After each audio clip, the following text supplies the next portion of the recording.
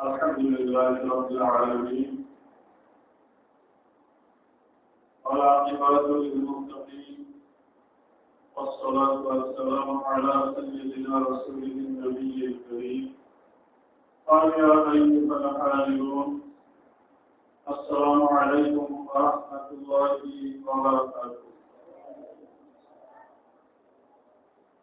فقد قال الله تبارك وتعالى في كلامه المجيد والقرآن الحكيم وعما بنعمة ربك فحدث.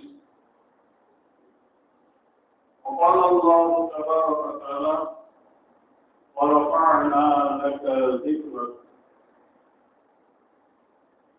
وقال الله تبارك وتعالى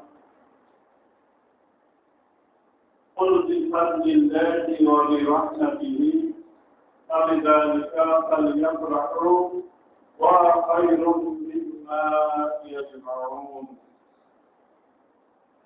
وقال رسول الله صلى الله عليه وسلم لا يؤمن أحدكم حتى أكون أحب إليه من ولده وولده والناس أجمعين.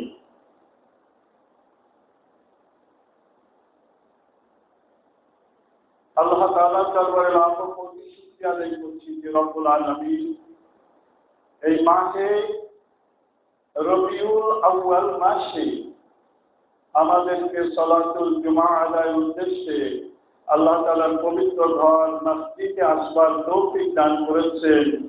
সে আল্লাহ তাআলার শুকরিয়া আদায় করে সকলে মহব্বতের সঙ্গে বলি আলহামদুলিল্লাহ। আজকে রবিউল আউয়াল মাসের প্রথম শুক্রবার। আপনারা জানেন যে শুক্রবারের দিন এটাকে ঈদের দিন বলা হয়েছে। কেন? এই দিনে হযরত আদম আলাইহিস সালামের জন্ম হয়েছিল, আরো অনেক ঘটনা ঘটেছিল, এজন্য এই দিনটাকে ঈদের দিন বলা হয়েছে। তো আদম আলাইহিস সালামের জন্মের দিন ঈদের দিন হলে আমার নবী সাল্লাল্লাহু আলাইহি সাল্লামের জন্মের দিনও ঈদের দিন হতে পারে। ঈদ মানে খুশি বা আনন্দ। নবী আমাদের জন্য রহমত, এই রহমত প্রাপ্ত হয়ে আমরা খুশি, তাই আমরা আনন্দিত।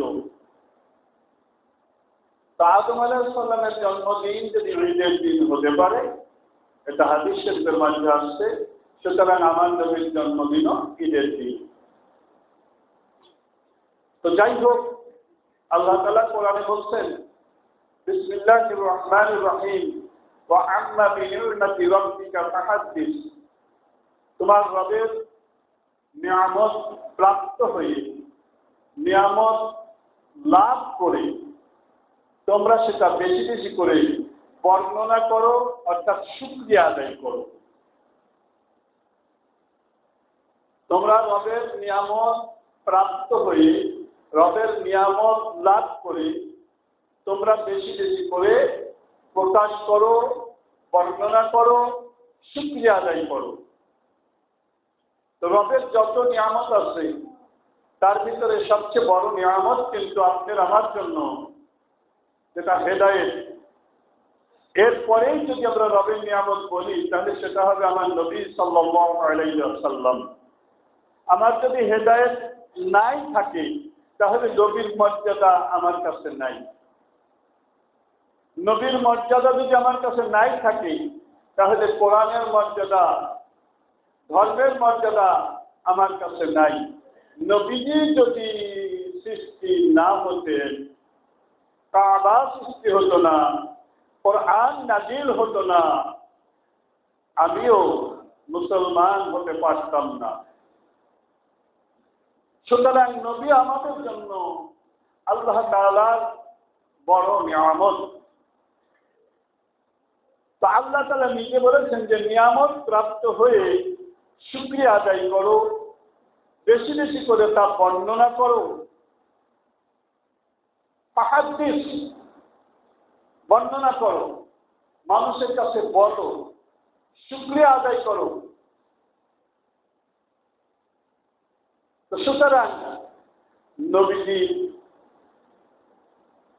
জন্মের কথা, তার সিরাত, তার জীবনী, তার মাআজিজা, এগুলি আলোচনা করতে স্বয়ং আল্লাহ তাআলা নির্দেশ করেছেন সূরা দোহার শেষ আয়াতে।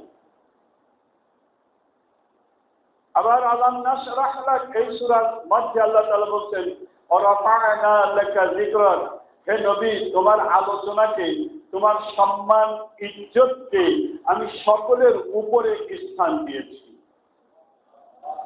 জোরে বলেন একটু। কারণ ইজ্জত বৃদ্ধি করতে হলে তার ভালো দিকগুলি যত বেশি আলোচনা করা যায় তত ইজ্জত বাড়ে। কি বলেন, ঠিক না বেঠিক? তো সুতরাং নবীর ইজ্জত আল্লাহ উপরে দিয়েছেন, এই নবীর ইজ্জতকে আমরাও যদি উপরে দিতে যাই তাহলে এই নবীজি সাল্লাল্লাহু আলাইহি সাল্লামের আলোচনা আমাদেরকে বেশি বেশি করে করতে হবে। এই জন্য রফা'না লাকা যিকরাক, হে নবী, এখানে জিকির মানে আলোচনা, এখানে জিকির মানে সম্মান ইজ্জত, আর রফা'না মানে আমরা উপরে, সবার উপরে স্থান দিয়েছি। রফা'না লাকা যিকরাক, তো নবী যে আমাদের জন্য বড় নিয়ামত, এটা আল্লাহ তাআলা নিজে বলছেন। বিসমিল্লাহির রহমানির রহিম, ওয়া মা আরসালনাকা ইল্লা রাহমাতাল লিল আলামিন, হে নবী আমি তোমাকে সমগ্র জাহানের, দু জাহানের সমগ্র সৃষ্টির রহমত হিসাবে, নিয়ামত হিসাবে আমি প্রেরণ করেছি। বলেন সুবহানাল্লাহ। আল্লাহ নিজেই বলেছেন নবী আমাদের জন্য নিয়ামত, রহমত। আর এই নিয়ামত রহমত লাভ করে খুশিও হতে হবে। আল্লাহ তাআলা সূরা ইউনূসের মধ্যে যেটা বলেছেন যে হে নবী আপনি তাদেরকে বলেছেন তারা আমার নিয়ামত, ফজিলত, রহমত এগুলি লাভ করে তারা যেন খুশি হয়। যদি খুশি হয় যত সম্পদ এবং ইলম অর্জন করেছে তার থেকেও বেশি তারা লাভবান হতে পারবে। এই জন্য এখন এই অনুষ্ঠানটি এক শ্রেণীর মানুষ মন্দ বলতেছে। তো যারা মন্দ বলতেছে তারা বুঝাইতে চায় যে এটা যদি এত ভালো অনুষ্ঠানই হয়ে থাকে তাহলে নবীজি বা সাহাবা আজমাইন তারা করেন নাই কেন? তারা ঠিকই করেছে, পদ্ধতিগত কিছু রদবদল হইতে পারে। যেমন মিলাদের অনুষ্ঠানে সর্বপ্রথম কোরআন তেলাওয়াত করা হয়, মাকানা মুহাম্মাদুন আবা আহাদিন মিন রিজালিকুম, এটা কোরআনের আয়াত না? কি বলেন, এটা কি কোরআনের আয়াত? এই কোরআনের আয়াত সাহাবা আজমাইন বা রাসূল পাক সাল্লাল্লাহু আলাইহি ওয়াসাল্লাম তেলাওয়াত করতেন না? কি বলেন, তেলাওয়াত করতেন না? তেলাওয়াত করতেন। কোরআনের আয়াত তেলাওয়াত করলে প্রত্যেক অক্ষরে 10টি নেকি, শুনলেও প্রত্যেক অক্ষরে 10টি নেকি। সুতরাং এটা নেকির কাজ, মাহফিল মিলাদ, কিন্তু কাজটা হলো কিসের? সওয়াবের কাজ।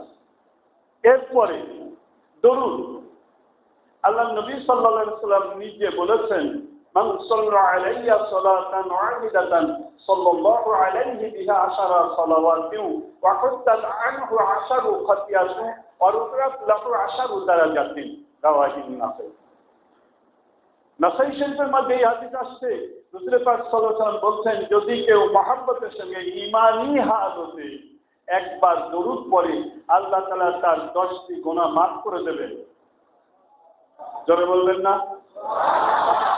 10টি নেকি দান করবে, আরো কিয়ামতের দিন তার 10টি মর্তবা বাড়িয়ে দেবে। তাহলে আমরা যে মিলাদ অনুষ্ঠানে দরুদ পড়ি এটাতেও কি নেকি, এটাতেও কি নেকি। এরপরে কিছু আলোচনা হয়, আরবিতে তাওয়াল্লুদ পড়া হয়, অর্থাৎ নবীজির জন্মের সময় যে ঘটনাগুলি ঘটেছিল, যে মাযেজাগুলি ঘটেছিল। যেমন এই তাওয়াল্লুদের ভিতরে আছে যে নবীজি 570 খ্রিস্টাব্দে জন্মগ্রহণ করেন আরব ভূমিতে, কুরাইশ বংশে, মায়ের নাম আমিনা, পিতার নাম আব্দুল্লাহ, এবং তার জন্মের সময় মা আমিনা দেখেন একটা তার কদম মুবারক থেকে আলো মিশ্রিত হয়ে বেরিয়ে যায়, যে আলোতে তিনি রোমের প্রাসাদ এবং পারস্যের সিংহাসন ভেঙে পড়া, মূর্তিগুলি উপর হয়ে পড়ে যাওয়া, এগুলি মা আমিনা দেখেছিলেন। এই বর্ণনা হলো তাওয়াল্লুদ। তো নবীজির এই কথাটা যদি কেউ শুনে তাহলে গুনাহ হবে নাকি? সোয়াব নাই হলো, কিন্তু গোনা কি হবে? গোনা তো হবে না। নবীজি সম্পর্কে আপনি যখনই জানবেন তখন তো গোনা হবে না। এরপরে মেহমানদারি করা হয়, এটা নেকি। মেহমানদারি করা কি? নেকি। নবীজি সাল্লাল্লাহু আলাইহি ওয়াসাল্লাম নিজে সূরা আশ-শুরার ভিতরে আসছে যে ওয়ানজির আশিরাতাকাল আকরাবিন, এই আয়াতের তাফসীরে আসছে যে নবীজি মানুষকে দ্বীনের দাওয়াতের জন্য ডেকে নিয়ে এসে মেহমানদারি করেছিলেন। তাইলে এই বিলাদে মানুষকে ডেকে নিয়ে এসে দ্বীনের কথা শুনিয়ে মেহমানদারি করা, এটাও সুন্নাত। এই সবগুলি নেকির কাজ, কিন্তু প্রক্রিয়া একত্রে কতকগুলি আমল একত্রে করে আমল করা, এইটা হলো নতুন। তাছাড়া এই আমলগুলি নবীজিও করতেন, সাহাবা আজমাইনও করতেন, তাবেঈনগণও করতেন, কোরআন পড়তেন, দরুদ পড়তেন, নবীজিকে সালাম দিতেন, নবীজির জীবনী আলোচনা করতেন। যারা আজকে বেদাত বলে তারাও করে, কিন্তু এই অনুষ্ঠানগুলি বিভিন্ন সময় বিভিন্ন জায়গায় হতো, এগুলি একত্রে করা হয়েছে, এটাই হলো নতুন। এখন এই নতুনটা করা যাবে কিনা? মুসলিম শরীফ ইসলামিক ফাউন্ডেশন থেকে 2014 অথবা 16 সালে হবে, এইটা প্রকাশিত হয়েছে ইসলামিক ফাউন্ডেশন থেকে, বঙ্গানুবাদ মুসলিম শরীফ। এই মুসলিম শরীফের 2223 নম্বর হাদিস, 2223 নম্বর হাদিস। এখানে রাসূল পাক সাল্লাল্লাহু আলাইহি ওয়াসাল্লাম বলছেন, কেউ যখন দিনের মধ্যে নতুন কোন আমল চালু করবে, এই আমল করার পরে মানুষেরা যে নেকি পাবে, যিনি সেই আমলটি প্রচলন করেছিলেন তিনিও সেই পরিমাণ নেকি পাবেন। এবং এই দিনের মধ্যে কেউ যদি এমন কোন নতুন প্রথা প্রচলন করেন, ওই প্রথা আমল করে যদি কেউ গুনাহগার হয়, তাহলে যিনি প্রচলন করেছেন ওই পরিমাণ গুনাহ তিনিও পাবেন। এই হাদিসটা থেকে প্রমাণ হলো যে কাজ করলে নেকি হয়, এমন কোন কাজ যদি কেউ নতুন প্রচলন করে, তাহলে ওই কাজের যত সওয়াব হবে ওই প্রচলনকারী তত সওয়াব পাবে। এই কথা থেকে প্রমাণ হয়ে গেল যে দরুদ, সালাম, কোরআন তেলাওয়াত, কোরআন শ্রবণ, নবীজির জীবনী আলোচনা শ্রবণ, এরকম অনুষ্ঠান যদি কেউ প্রচলন করে, তাহলে এই দরুদ পড়ার কারণে যে সওয়াব হবে, কোরআন তেলাওয়াত করার কারণে যে সওয়াব হবে, নবীজির জীবনী আলোচনা করার কারণে যে সওয়াব হবে, যিনি প্রচলন করেছেন তিনি ওই পরিমাণ সওয়াবই পাবেন। এটাকে বেদাত বলা যাবে না।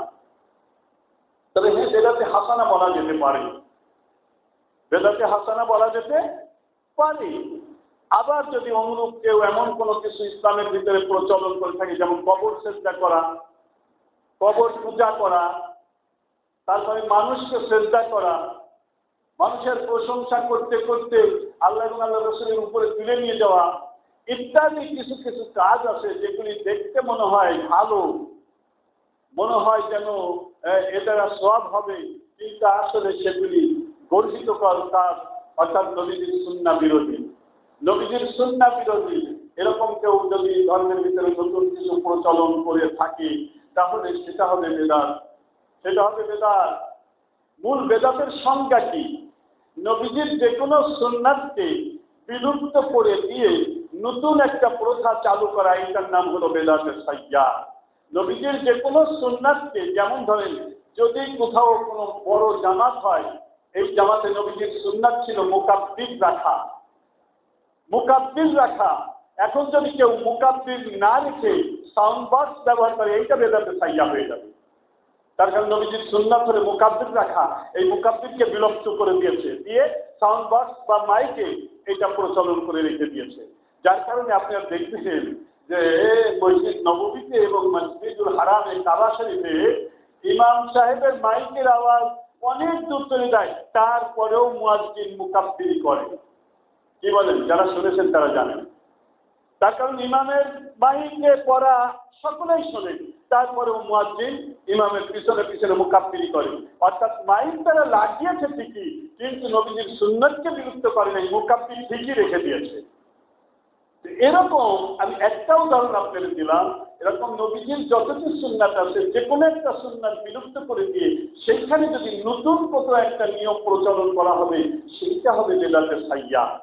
এখানে নবীজির কোন সুন্নাতটা বিলুপ্ত হয়েছে? নবীজি তো দরুদ পড়তেন, আমরাও পড়ি, নবীজি নিজের উপরে সালাম পড়তেন, আমরাও পড়ি। নবীজি দাঁড়িয়ে পড়তেন, আমরাও দাঁড়িয়ে পড়ি। কারণ মসজিদে ঢোকার সময় নবীজি দাঁড়িয়ে পড়তেন, জুমার খুতবা দেওয়ার সময় দাঁড়িয়ে পড়তেন। সাহাবা আজমাইন মসজিদে ঢোকার সময় নবীজি সালাম দাঁড়িয়ে দিতেন, দরুদ দাঁড়িয়ে পড়তেন, জুমার খুতবা পড়ার সময় দাঁড়িয়ে দিতেন, দাঁড়িয়ে পড়তেন। সুতরাং আমরা দাঁড়িয়ে পড়ি। আবার যখন নবীজি বসে পড়তেন নামাজের তাশাহুদে, আমরা তখন বসেই পড়ি। এখানে তো নবীজির সুন্নাতকে কোনোটা বিলুপ্ত করা হয় নাই। নবীজি কোরআন তেলাওয়াত করতেন, সাহাবা আজমাইন কোরআন তেলাওয়াত করতেন, আমরাও করি। কোনো সুন্নাতকে তো বিলুপ্ত করা হয় না, বরং সুন্নাতগুলিকে একত্রিত করা হয়েছে। সুতরাং এই হাদিস অনুযায়ী, মুসলিম শরীফের হাদিস অনুযায়ী বোঝা গেল যে মিলাদ কিয়াম বেদাত হবে না, কিন্তু এই কতকগুলি আমল যে একত্রে সম্মিলিত করা হয়েছে এটাকে বলা হবে বেদাতে হাসানা। এখন বলবেন যে বেদাত তো বেদাতি না, বেদাত তো বেদাতি না। যদি তাই বলেন হারাম তো হারামই, তাহলে কাবা শরীফকে হারাম বলা হয়, তার মানে কাবা শরীফও হারাম, নাজায়েজ। মসজিদ নববীকে হারাম শরীফ বলা হয়, তাহলে সেটাও কি নাজায়েজ? একজন যদি এহরাম বাঁধে, এহরাম তো হারাম শব্দকে এহরাম শব্দ আসছে, তাকে মুহরিম বলা হয়, তাহলে সব এই হারাম হলেই হারাম নয়। হারাম মানে কোনো হারাম পবিত্র, কোনো হারাম নাজায়েজ। সুদ, ঘুষ, জেনা, ব্যভিচার, গান বাজনা হারাম নাজায়েজ। কিন্তু মক্কা শরীফে যে জায়গার নাম হারাম রাখা হয়েছে, যেখানে আমি যাওয়ার পরে আমি মুহরিম হয়ে যাই, এই হারাম মানে নাজায়েজ, হারাম না। অনুরূপ বেদাত তো বেদাতই না। কিছু বেদাত আছে যেগুলি বেদাতে সাইয়া, আর কিছু বেদাত আছে যেগুলি বেদাতে হাসানা। অর্থাৎ এই মক্কা যেরকম হারাম, এই বেদাতগুলি সেরকম বেদাতে হাসানাগুলি। মদিনা যেরকম হারাম, এই বেদাতে হাসানা হলো তেমন। আর সুদ ঘুষ যেমন হারাম, তেমন বেদাতে সাইয়া হারাম। কবর চিন্তা করা, কবর পূজা করা, মাজার পূজা করা, পূজা করা, এগুলি হলো তেমনই হারাম। যাই হোক, আল্লাহ তাআলা আমাদের সকল এই মিলাদ কিয়াম সম্পর্কে সহিহ দিনের বুঝ দান করুন। এগুলি ফরজ, ওয়াজিব, সুন্নাত কোনোটাই নয়, এবং কোনো সুন্নাতকে বিলুপ্ত করে এটা প্রতিষ্ঠিত হয় নাই, বরং কতগুলি সুন্নাত একত্রে সমন্বয় করা হয়েছে। একত্রে সমন্বয় করা হয়েছে করে এই অনুষ্ঠানটা প্রচলন করা হয়েছে। এর মাধ্যম দিয়ে সওয়াব হয়, দরুদ পড়লে সওয়াব হয়, কোরআন পড়লে সওয়াব হয়, কোরআন শুনলে সওয়াব হয়, নবীজির জীবনী আলোচনা করলে সওয়াব হয়, খতম শরীফ পড়ে দোয়া করলে সওয়াব হয়। এইভাবে এর ভিতরে সওয়াবের কাজগুলি করা হয়। সুতরাং মেহমানদারি করা হয়, এটাও সওয়াব। সুতরাং প্রত্যেকটাই সওয়াবের কাজ, কোনোটাই গুনার কাজ নয়। আর এই সওয়াবের কাজগুলি কোনো সুন্নাতকে বিলুপ্ত করে এটা তৈরি করা হয় নাই। আল্লাহ তাআলা আমাদের সকলকে এই সহিহ বুঝ দান করুন এবং আমল করবার তৌফিক দান করুন। এটা ফরজ, ওয়াজিব, সুন্নাত নয়, মুস্তাহাব, মুস্তাহাসান। বেদাতে হাসানাকেই মুস্তাহাব, মুস্তাহাসান বলা হয়। আমা আলাইনা ইল্লাল